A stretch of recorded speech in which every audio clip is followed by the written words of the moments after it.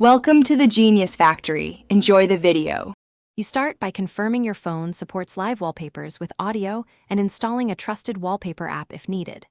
Once ready, pick a short loopable video or animated GIF and a matching audio clip.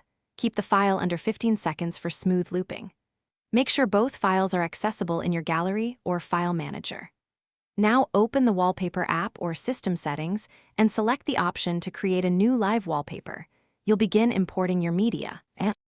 Once imported, trim the clip to the exact segment you want to repeat and set loop points so motion is seamless. This reduces stutter and battery use. Then align the audio to the trimmed video and adjust volume.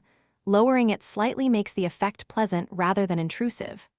Make sure to choose the playback trigger: continuous, play on tap, or play on lock/unlock.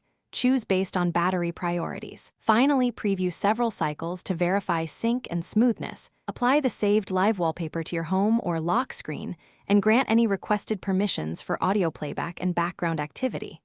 Once applied, test it by waking the device, switching apps, and locking/unlocking to ensure the visual and sound remain in sync.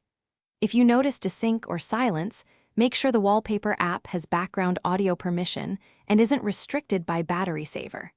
If problems persist, reduce clip length and re-export or use a different file format.